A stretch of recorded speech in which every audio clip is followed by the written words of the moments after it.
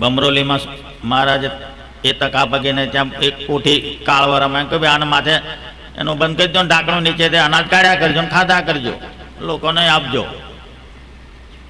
આખો વરહ ચાલ્યું. એને એમ થયું આ કોઠી આટલી નાની છે અને આટલું બધું આ નીકળે છે અને ખૂટતું નહીં. મહારાજે કહ્યું એને ઢાંકણું ખોલવું નહીં. પણ એક વખત એવો વિચાર આવ્યો કે લાવ છે જોઈ લઈએ પણ ઢાંકી દઈશું. લ્યો, કોણે કહ્યું છે શું કહ્યું છે એનું ભાન હોય તો વાંધો નહીં, એ ભાન અમુક ટાઈમે ભૂલી જવાય. એમના માણસ ભૂલકણો ખોટો કંઈક એની પોતાની મહેચ્છા ડાપણ. એટલે ઢાંકણું ખોલ્યું ત્યાં ચિકાર ભરેલી ચિકાર. પછી કાઢતા ગયા આમ ખાલી થતી ગઈ, પતી ગયું. ગોપાળાન સ્વામીએ બોટાદમાં ચરણાઈને પધરાયા. થોડાક નીચા હતા, નીચે નમવીને પગે લાગવું પડે. એટલે ગોપાળાન સ્વામી તો પછી ધામમાં જતા રહ્યા, સાળંગપુર જેવા જ ચરણાઈને હતા. ચમત્કાર. સ્વામી પધરાયા આપ્યા રાજી થઈ.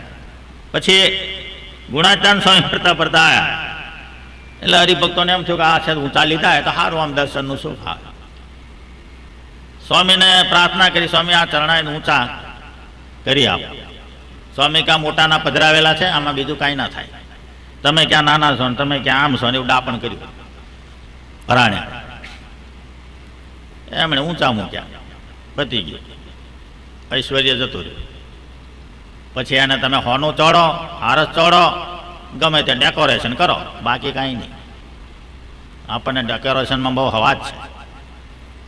ડેકોરેશનનો બહુ શોખીન આ જીવને વાહવાનો. આશીર્વાદ કોને કહેવાય એનો ખ્યાલ નથી. આશીર્વાદ એટલે શું એનો આપણને ખ્યાલ નથી. આશીર્વાદ એટલે જાણે કે આ શાકભાજી કરતા સસ્તો છે ને, મોઢેથી બોલવું છે ને સ્વામીને બીજું શું.